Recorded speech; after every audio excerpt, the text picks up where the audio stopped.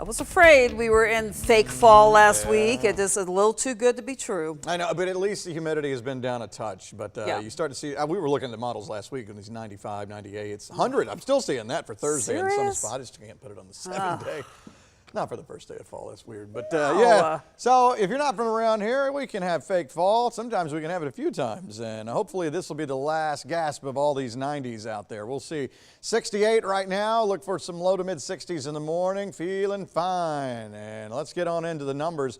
The green shaded color, that's usually going to be your 60s, and then of course the yellow is going to be some of the low 70s. We still have it in a couple of spots out there, but most places are starting to drop down into the upper 60s. And again, the dew point map tells the story. This is not way dry. We do have another front coming later this week that'll dry us out again, but at least it's not this. It's a different world once you cross over into this dark green. It's what we've had all summer, which is also what they have the same pattern goes along with that. Afternoon showers and storms. We saw that along coastal parts of Georgia, southeast Georgia.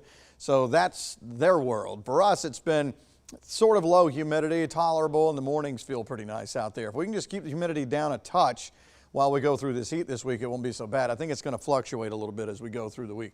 All right, so right here, we're seeing the potential for maybe a shower coming down from the north as we go through the middle of the day tomorrow. Throw a little 10% in there just in case there's a sprinkle or two. Otherwise, no big deal. This will go into Wednesday, where it is still very quiet for us.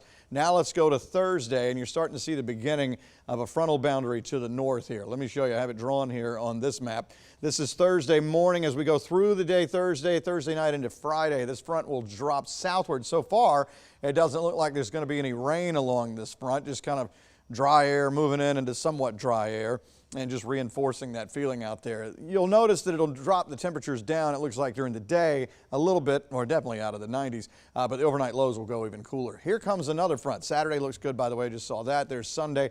And once we get into Monday, a small rain chance with front number 2 coming down.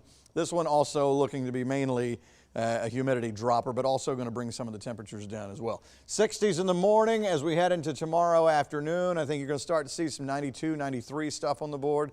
But you just think about it, it's just for 3 days. We can just get through this, and then we'll try to go back and find fall again. 60s on Wednesday morning, and then as we go into Wednesday afternoon, I think some 93, 94, 95 kind of numbers, and we could still be climbing some even as we go on into Thursday. The humidity, again, most of it stays south and east, but there's going to be some times it kind of jumps up and down here as we go through the next couple of days. Here comes the dry air from that front that'll be coming through Thursday night into Friday. So the 7-day shows not exactly what you would expect for the first day of fall there, but we make up for it on Friday. Could have 50s coming in Friday night into Saturday morning, and then some 80s as we go through the weekend. Then we'll wait for that second front on Monday.